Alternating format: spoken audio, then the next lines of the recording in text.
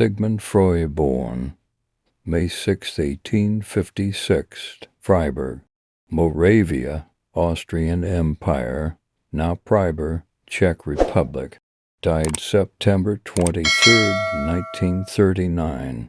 London, England, was an Austrian neurologist and the founder of psychoanalysis.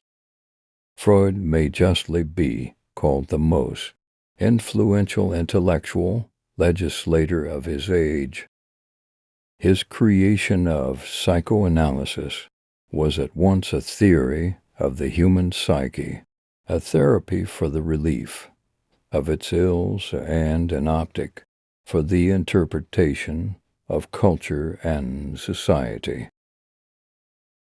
Despite repeated criticisms, attempted refutations, and qualifications of Freud's work, its spell remained powerful well after his death, and in fields far removed from psychology as it is narrowly defined.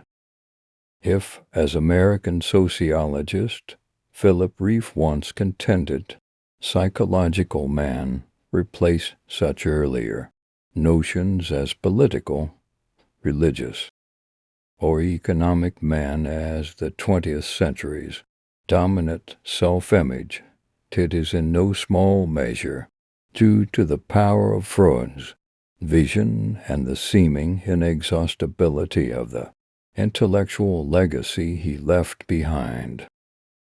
Early life and training. Freud's father, Jacob, was a Jewish wool merchant who had been married once before he wed the boy's mother, Amalia Nathanson. The father, 40 years old at Freud's birth, seems to have been a relatively remote and authoritarian figure, while his mother appears to have been more nurturant and emotionally available. Although Freud had two older half-brothers, his strongest, if also most ambivalent attachment seems to have been to a nephew, John, 1 year his senior, who provided the model of intimate friend and hated rival that Freud reproduced often at later stages of his life.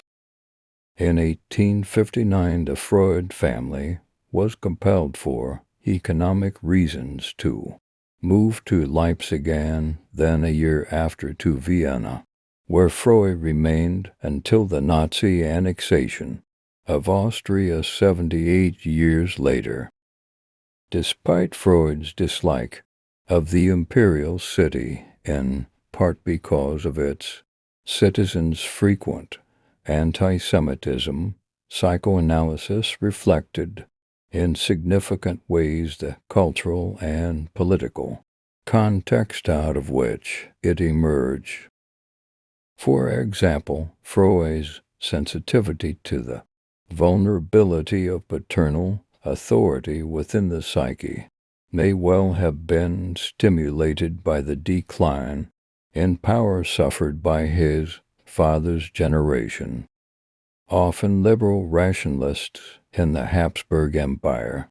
So too his interest in that theme of the seduction of daughters was rooted in complicated ways in the context of Viennese attitudes toward female sexuality.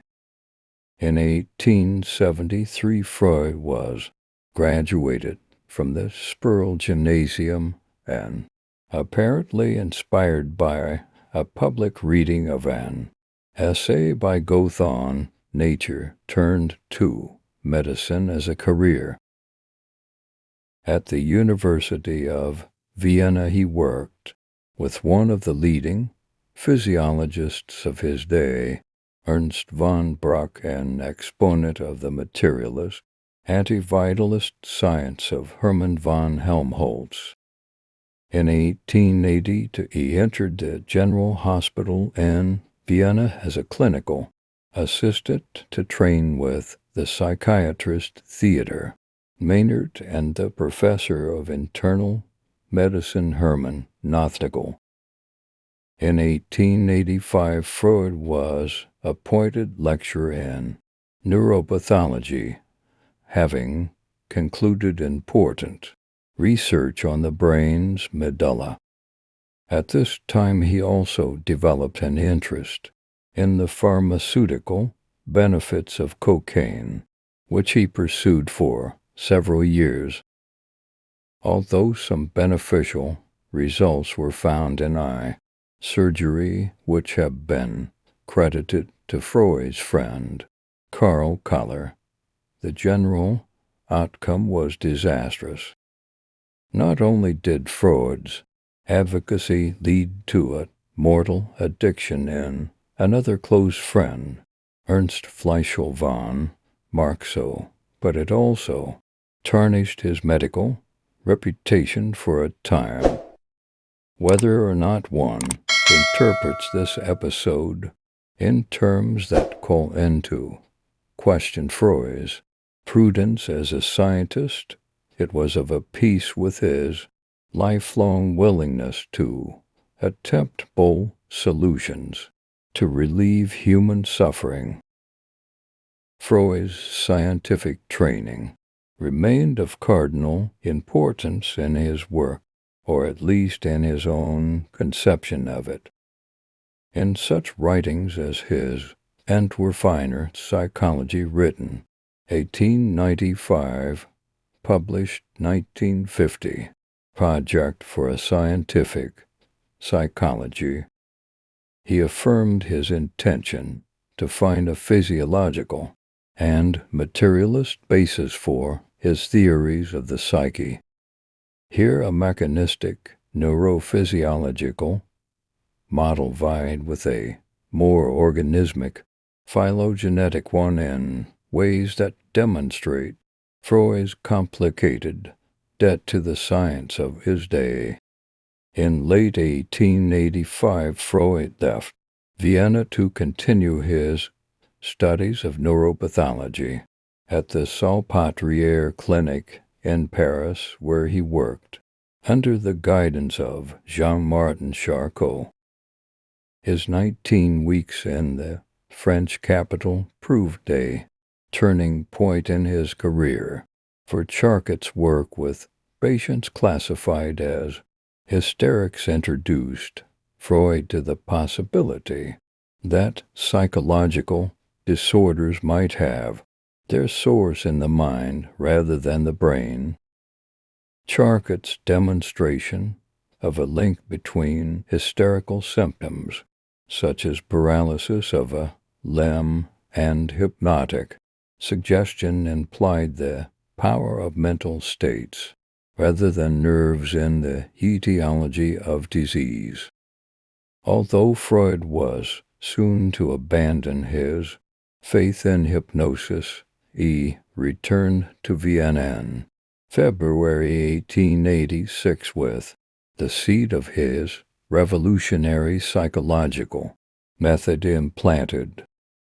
Several months after his return, Freud married Martha Bernays, the daughter of a prominent Jewish family whose ancestors included a chief rabbi of Hamburg and Heinrich Heine.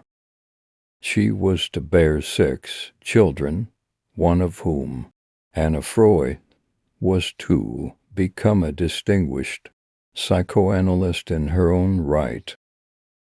Although the glowing picture of their marriage, painted by Ernest Jones in his study The Life and Works of Sigmund Freud, 1953-57, has been nuanced by later scholars, it is clear that Martha Bernays Freud was a deeply sustaining presence during her husband's tumultuous career. Shortly after getting married, Freud began his closest friendship with the Berlin physician Wilhelm Fliess, whose role in the development of psychoanalysis has occasioned widespread debate. Throughout The 15 years of their intimacy, Fliess provided Freud an invaluable interlocutor for his most daring ideas. Freud's belief in human bisexuality, his idea of heritogenic zones on the body, and perhaps even his imputation of sexuality to infants may well have been stimulated by their friendship. Comments for Part 2. Complete video. Thanks for watching.